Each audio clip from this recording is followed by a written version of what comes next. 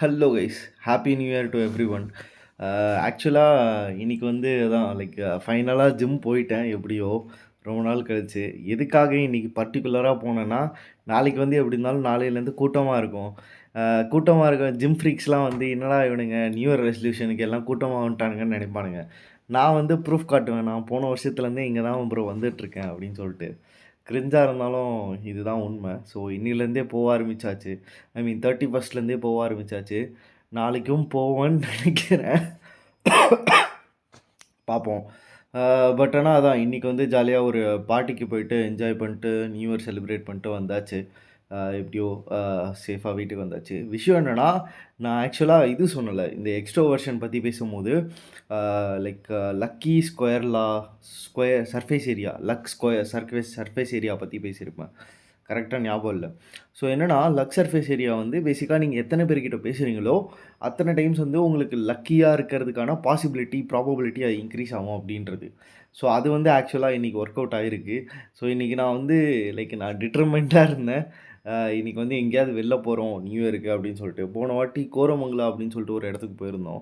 மேக்னாஸ் தம் பிரியாணி சாப்பிட்றதுக்கு. வேறு லெவலில் இருந்துச்சு. ஆனால் என்னென்னா, வெறித்தனமான கூட்டம். நவுற இடம் இல்லை, நிற்க இடம் இல்லை, எதுவுமே இல்லை.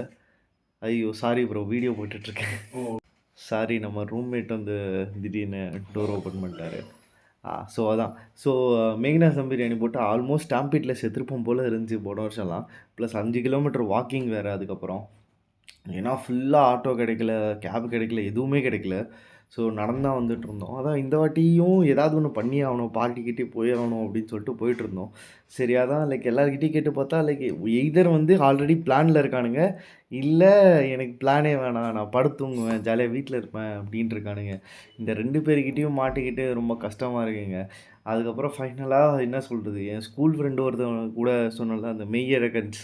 ஸோ அவனுங்கிட்ட சரி ஓகே நீங்கள் எங்கேயாவது பிளான் இருக்காடான்னு கேட்டு அவனுக்கு கூட சரி ஓகே அப்படின்னு சொல்லிட்டு நான் கேட்டேன். சும்மா கேட்டு பார்ப்போமே, வாய்ப்பு இருந்தால் ஓகே அப்படி சொல்லிட்டு கேட்டு பார்த்தா இருக்குன்னானுங்க. ஏதோ ரூஃப் டாப் பிளேஸ் இருக்குன்னானுங்க. ஸோ ஜாலியாக இருந்துச்சு, செம ஃபன்னு, செமையாக என்ஜாய் பண்ணியாச்சு. விஷயம் என்னென்னா அதான், ஸோ நிறைய பேர்கிட்ட பேசுங்க, இந்த மாதிரி விஷயத்துக்கெல்லாம் எம்பாரஸ் ஆகாதீங்க.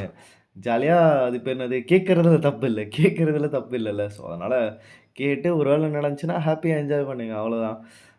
It's not about the people, it's not about the place, it's about the vibe. அதுதான் நான் ஃபாலோ பண்ணுறது.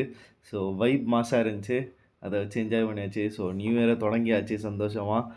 இதுக்கப்புறம் ஜாலியாக பாட்டு கேட்டு நைட்டு தூங்கிடுவோம், டயர்டாக இருக்குது. பட் ஆனால் தான் நிறைய பேர்கிட்ட பேசுங்க, ஃபன் பண்ணுங்கள். Happy new year. இந்த வாட்டியாவது கோல்ஸ்லாம் அச்சீவ் பண்ணுவோம். Peace out.